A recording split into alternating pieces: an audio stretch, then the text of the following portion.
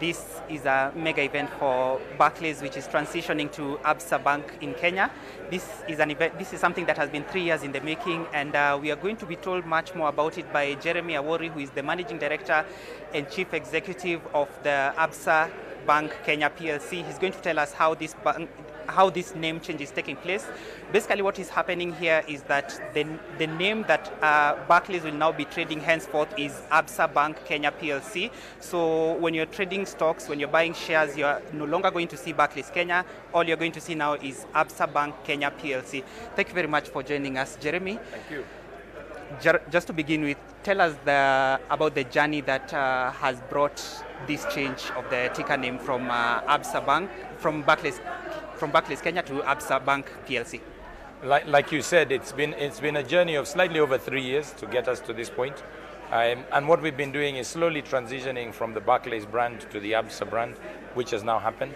And there's been a lot of work that has been happening behind the scenes, because obviously what customers see is the physical branding. But what they don't see is that we've been investing in our systems and in technology to improve the customer experience. And it's given us a chance to really talk to customers and find out what do customers want, what do they expect from their bank. And what we've done as part of that journey is really start now developing new products and services, that some of which we've launched, like the vertical card, which is a new, innovative, just different way of using your credit card. But we have other things that are coming in the near future. Maybe can you tell us about the transaction behind the scenes that has led to this ticker change?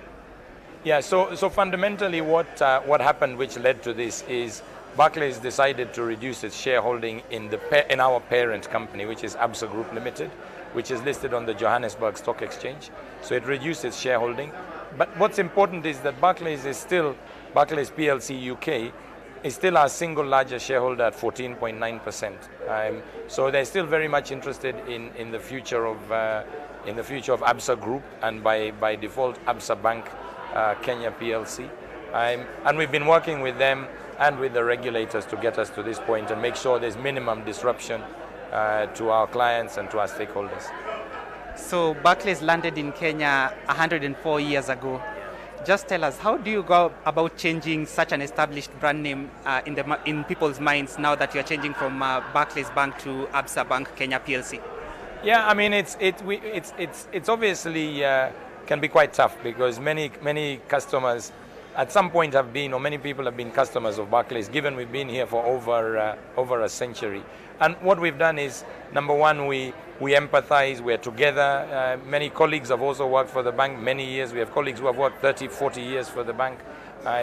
So what we are doing is we're working closely with all the stakeholders.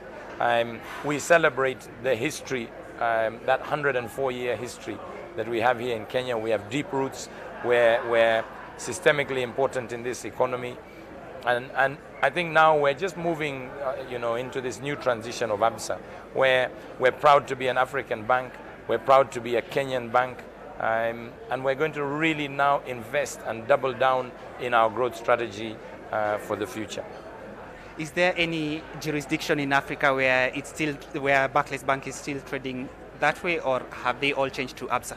So now the 12 markets that we're in are now trading as ABSA.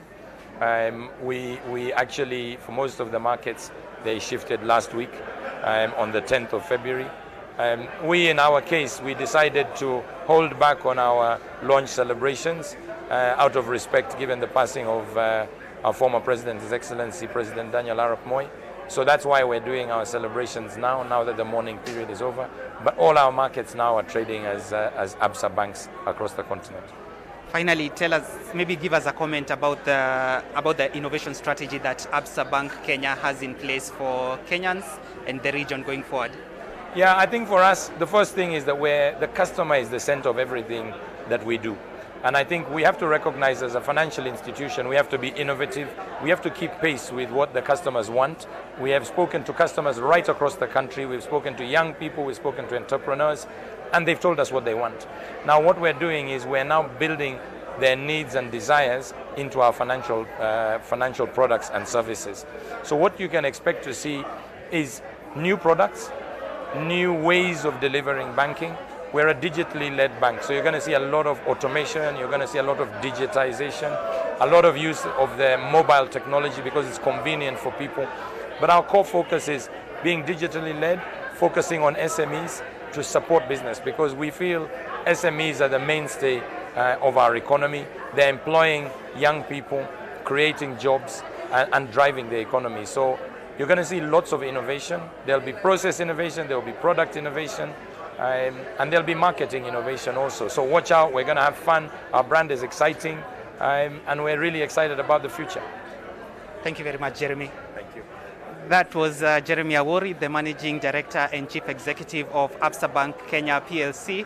And so from now henceforth, it's no longer Barclays Kenya trading at the Nairobi Securities Exchange. It's ABSA Bank Kenya PLC. And I now take it back to you in studio, Zainab.